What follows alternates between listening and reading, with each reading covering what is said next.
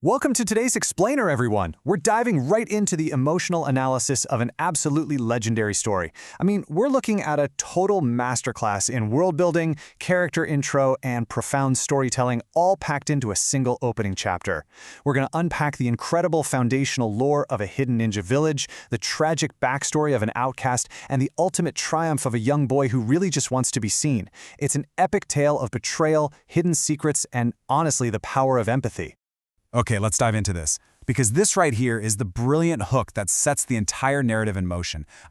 How does a failing 12-year-old ninja secretly harbor the most dangerous demon in the world? We're introduced to a boy who is universally despised by his entire community. Adults literally look at him with absolute disgust. They whisper behind his back, kind of treating him like a walking plague.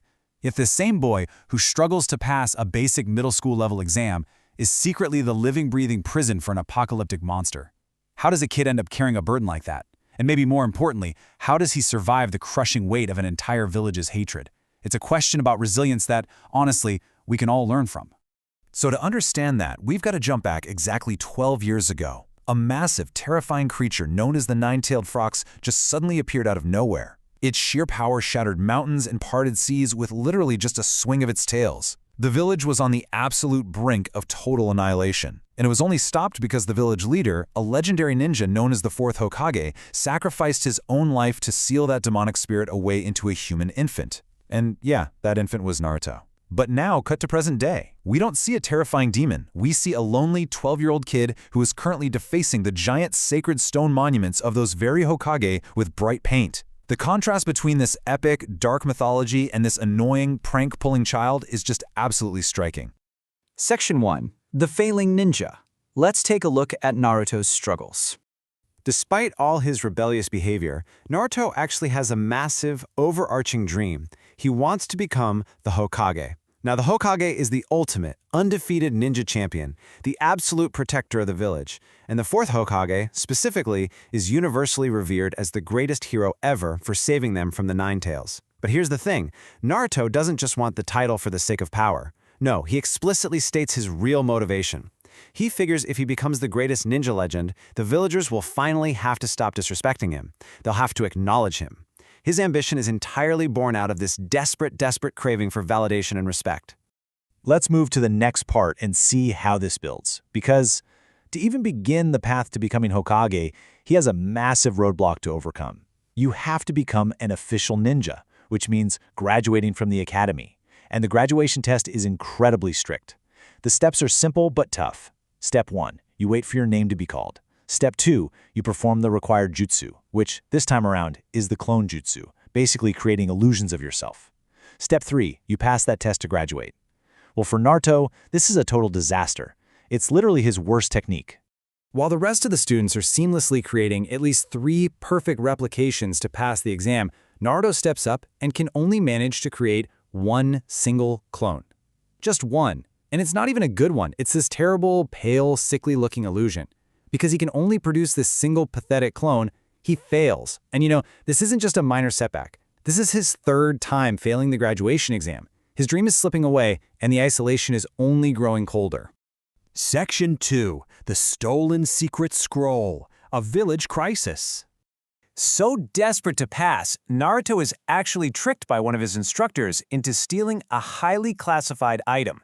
And guys, this isn't just any textbook. This sealing scroll contains incredibly dangerous forbidden jutsu, hidden away by the first Hokage himself. The current Hokage immediately mobilizes the village's forces, declaring it a severe crime, because if the secrets in this scroll fall into enemy hands, that enemy could wipe out their entire village with ease. The stakes instantly go from 0 to 100. And this brilliantly illustrates the core conflict of the adults in Naruto's life. On one side, you have Mizuki's manipulation.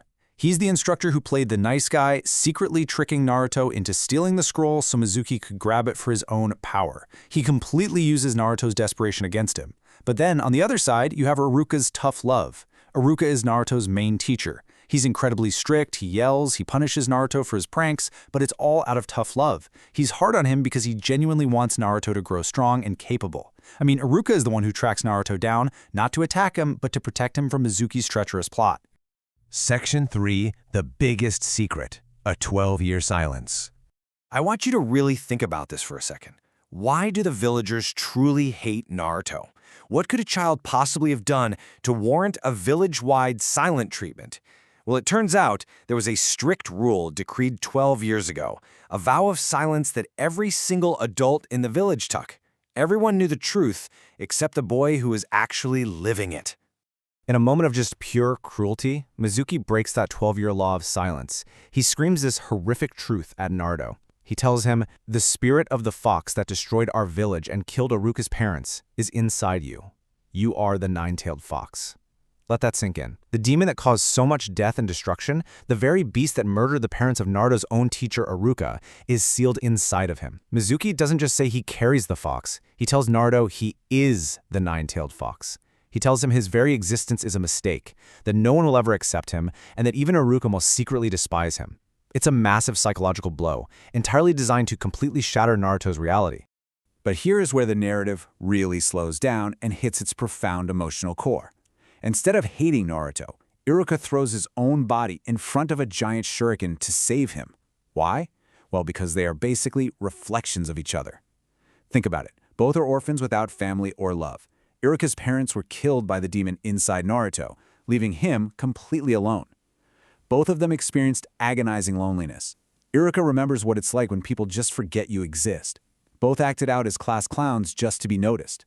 Iruka recognizes that Naruto's annoying pranks aren't coming from malice, they're cries for help. Both of them understand the deep pain of isolation. Their shared trauma really bridges the gap between them, proving that true empathy comes from understanding someone else's pain. So, the crucial point is this exact moment. Mizuki tries to argue that Naruto is just a beast who's going to use the scroll to destroy the village, but Iruka completely shuts him down with this incredibly powerful defense. With tears in his eyes, he says he works hard, puts his life into everything. He is not the nine-tailed fox. He is Naruto Uzumaki of the village hidden in the leaves. For the very first time in his life, an adult looks at Naruto and doesn't see a demon. He sees a person. He validates Naruto's humanity, his hard work, and his struggles. Section 4. First Victory and Respect. Naruto's True Power. Now, what's really interesting about this slide is the irony of the moment.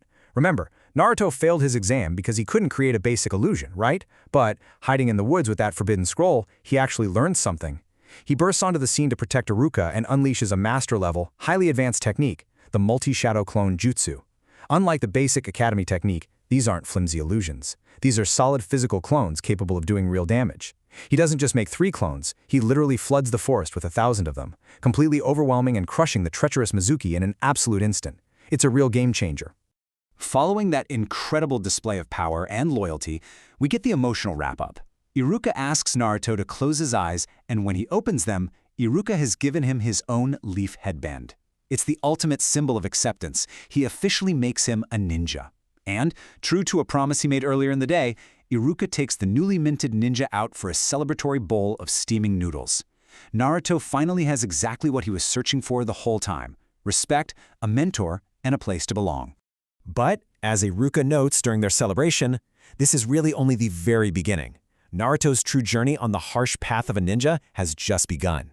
The path is filled with extreme hardships, deadly enemies, and impossible choices. He's earned his headband, for sure, but what incredible, dangerous challenges await our unpredictable, newly minted ninja next? That's a question that'll keep you absolutely hooked as the story unfolds. Thank you so much for joining me on this explainer, and I will catch you on the next deep dive.